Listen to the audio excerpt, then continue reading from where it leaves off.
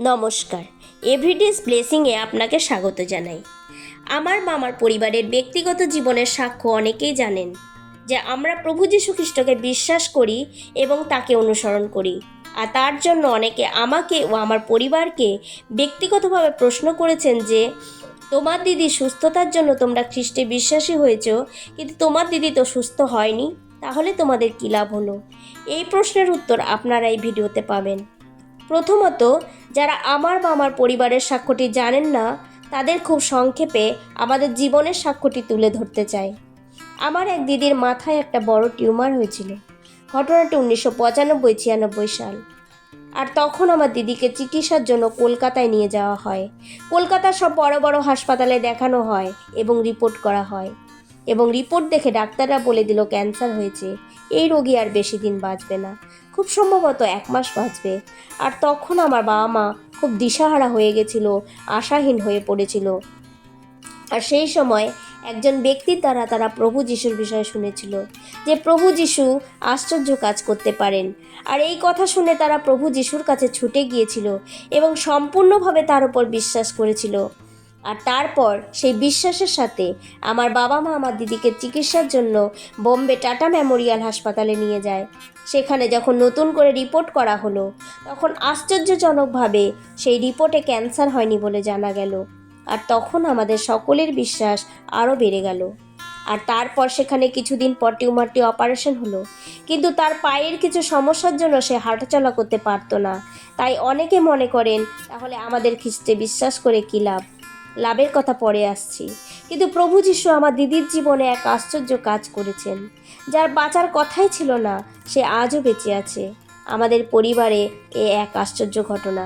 দ্বিতীয় বিষয় হলো, যখন আমরা প্রভু যিশুর কাছে এলাম আর তার সম্পর্কে আরও জানতে থাকলাম, তখন আমরা আমাদের জীবনের শেষ ঠিকানাটা খুঁজে পেলাম। একজন ঈশ্বরের দাস আমাদের প্রশ্ন করলেন, মৃত্যুর পর তোমার গন্তব্যস্থল কোথায় তুমি জানো? আমরা জানি না। আমরা সবাই চুপ।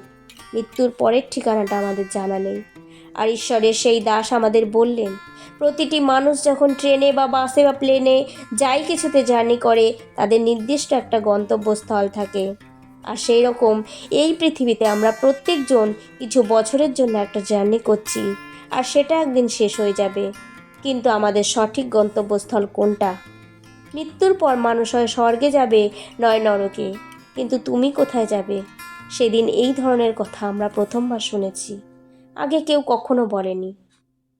আর তারপর তিনি আমাদের আরও বললেন, আমরা মানুষ আর আমরা সকলেই পাপী, কিন্তু এই পাপ মন নিয়ে, পাপের স্বভাব নিয়ে আমরা স্বর্গে কী করে যাব? কিন্তু ঈশ্বর প্রেমী, তিনি আপনাকে ভালোবাসে। তিনি চান না আপনি নরকে যান। আর তার জন্য তিনি তার পুত্রকে এই পৃথিবীতে পাঠালেন, যেন আপনি তার মাধ্যমে স্বর্গে যেতে পারেন। আর তিনি প্রভু যীশু খ্রিস্ট। বাইবেলে যোহন লিখিত সুসমাচার 3:16 লেখা আছে, কারণ ঈশ্বর জগৎকে এমন প্রেম করলেন যে আপনার একজাত পুত্রকে দান করলেন, যেন যে কেহ তাহাতে বিশ্বাস করে সে বিনষ্ট না হয়, কিন্তু অনন্ত জীবন পায়।